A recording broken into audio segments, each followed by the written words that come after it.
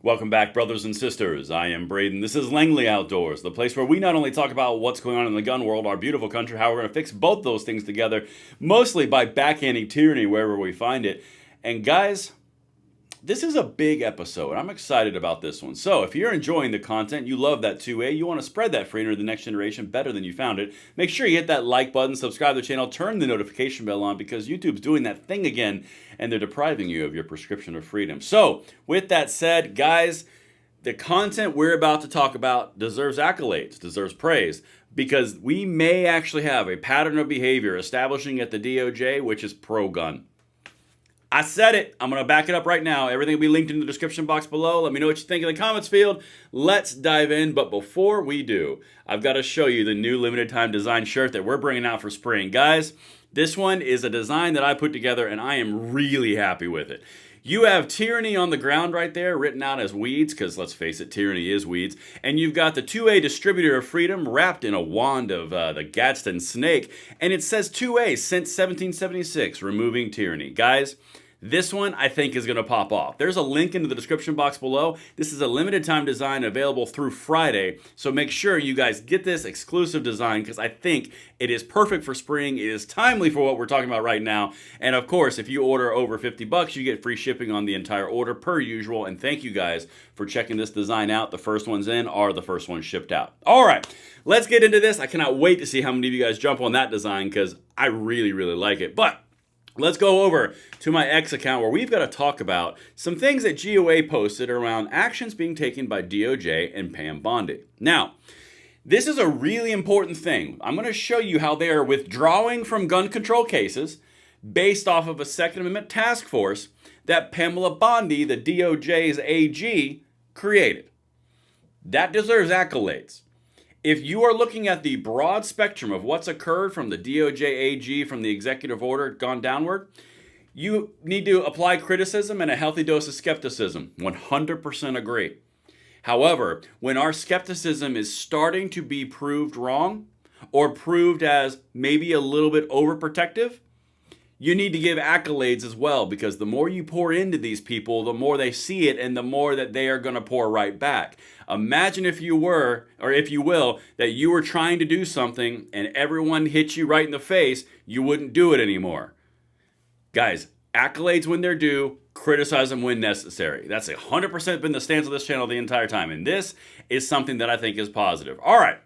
Make sure you tag at AG Pam Bondi when you follow me at Braden LOA on X, because this is important. They see positive accolades. Breaking from GOA, AG Pam Bondi's Second Amendment Task Force has withdrawn DOJ's anti-gun position in New York versus Armour Alley. Recently, rogue bureaucrats advanced a Biden-era lawsuit by weaponizing the Vanderstock ruling against gun manufacturers ex post facto, drawing GOA's criticism. Now, we talked about this. This is where GOA and FRAC were sending out the letters, and they basically pushed the DOJ to withdraw the support of these lawsuits. Yeah, this is the original right here. I'm going to show you where we're at. We covered this. This is direct response action to your actions. This is the original. Breaking. The Justice Department is continuing a lawsuit along New York Attorney General Letitia James against these companies. This was posted on April 16th. That was 6 days ago. We covered it. We all talked about it. Okay, now look what's happening right now. Upon review of this case by the Second Amendment Task Force, again, Bondi created the Second Amendment Task Force, the government has reconsidered its position in this case. Vanderstock should not serve as a basis for punishing gun manufacturers for conduct that ATF considered lawful at the time of sales. Thank you, AG Pam Bondi. Now again, this is coming from gun owners. This is not Braden, right? I'm reading this. Now I share in that sentiment, but this is not just a pie-in-the-sky opinion. This is a well-known, well-founded fact that 6 days ago, we were talking about how the U.S. district attorneys were doing things to the gun industry in kind of like a subversive, I'm going to do what I want anyway. That's why it says Biden holdovers right up there in the original. We'll go back. Right here. That's why it says rogue bureaucrats. That's what we talked about on this channel. The underlings were doing this. Well, now, the Second Amendment Task Force said, yeah, no, we're withdrawing that. Let me show you the letter. This is fantastic. Accolades when they are necessary, criticism when it's necessary. This is the accolades category. All right. This is, it doesn't matter who it's from. I want to jump right back down to this third paragraph. You guys can't really see it. I'm just going to read it to you. It's all linked. Upon review of this case by the task force, the government has reconsidered its position in this case. The government's view is that the Supreme Court's decision in Vanderstock provided some clarity on the regulatory question of how best to apply the Gun Control Act to unfinished frames and receivers. But this interpretation should not serve as a basis for punishing gun manufacturers for conduct that the ATF considered lawful at the time of the sales. The government further no longer wishes to be a party of this litigation. If and when this court should remand this case to the district court level, the government would move to withdraw as a party to this case.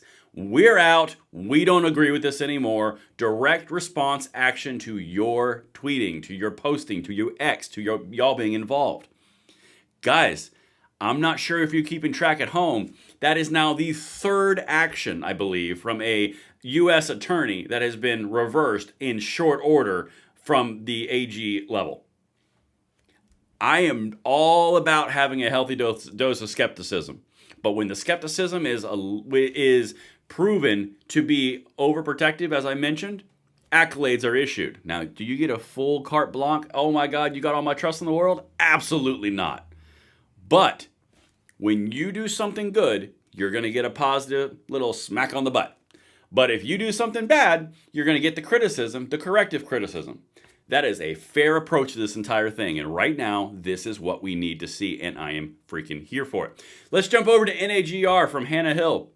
The DOJ 2A task force actually withdrew from an anti-gun case, despite winning in Vanderstock, no less. This is the sort of sea change we've been needing to see from the DOJ, and she links the exact same letter. Guys, you've got NAGR coming out and saying, this is what we're talking about. You got GOA coming out and saying, this is what we're talking about. GOA went a little bit further and laid all the blame at rogue bureaucrats from the Biden era's feet, which I share that sentiment as well.